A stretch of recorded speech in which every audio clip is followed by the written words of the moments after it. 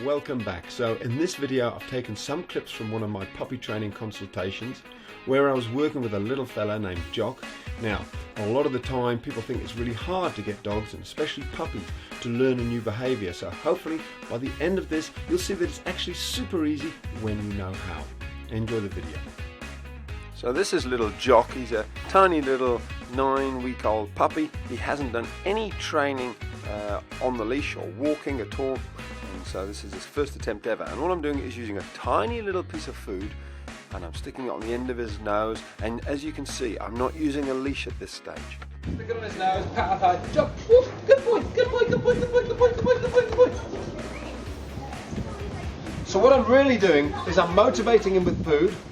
I'm using a high-pitched voice so he associates it with my word and an action.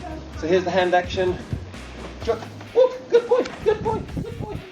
Now you may be thinking, what's that funny clucking, squawking noise I'm making? But that high-pitched voice, fast, repetitious sort of noises, it really does encourage the dog and get them moving. It really does work.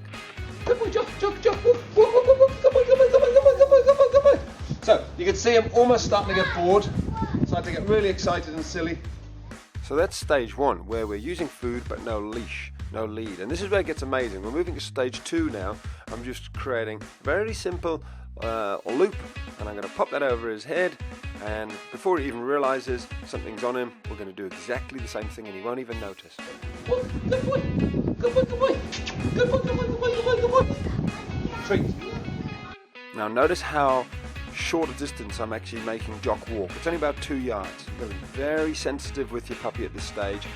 Give them a little bit of a breather, really use the food to tempt them along. Good boy, Jock. Very good boy.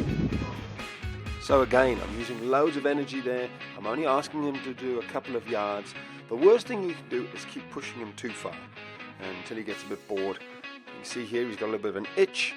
So you just make it easy for you, make it easy for him. And keep putting that food back on his nose. It's the food which is motivating your dog at this stage. You're needing to make it a positive experience. So, you know, if he's got a little itch like he has here again, just let him itch it out, make it easy, and then always give him the rewards. Early on you want to be using rewards all the time, and then I'm taking the leash off because I want to quit whilst we're ahead. Now there's a bit of wind interference here, so I'll just voice over this bit, but all I'm saying is you want to take this off him before he gets stressed with the sort of leash around his neck, so that he then starts to associate with a positive look. I put it back on him and he thinks, oh, we're doing more of that great training where I get a little treat. Now this is what happens if you do too much. You see how he started to turn and bite it? That's him saying, I want to get this off me because I'm not happy. I think he's also a little bit frustrated with his itch, whatever's going on. But you could just see the start of him starting to say, I don't want to do this anymore, so let's quit whilst we're ahead. It's a really, really important point. Now, a common question I get asked regarding this sort of training is how much should we do? And a ballpark figure is lots of short little intervals. So for example, you're much better off doing sort of 5 or 6 1-minute sort of training sessions rather than one big 10-minute session. 10 minutes is going to be way too much for a puppy of this age. And if we just run through what we did, we started off, remember, with Jock just being encouraged to follow us by patting our thigh and using food treats. So that was the first stage.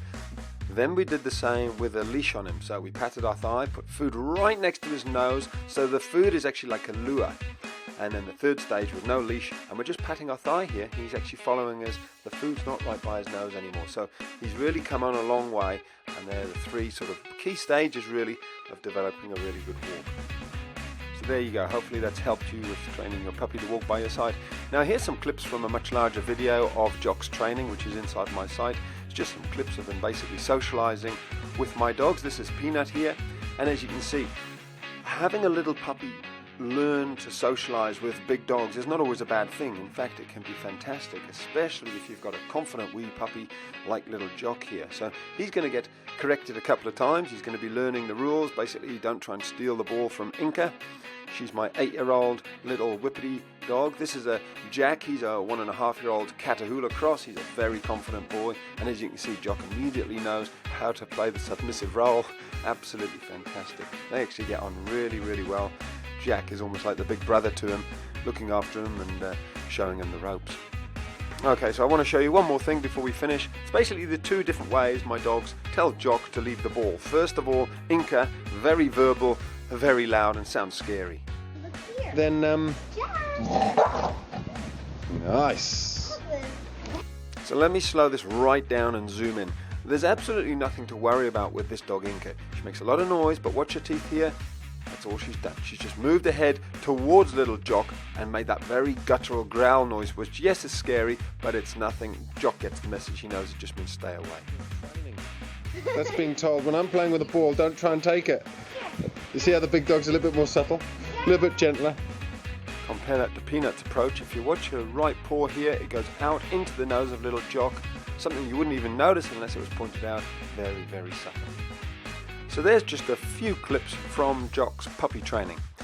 Do get your puppy socialized as early as possible, and you can use larger, older dogs if they're well trained and well behaved. And as you can see from little Jock, he hasn't been bothered at all by the growling that he received. There was no intention to hurt him.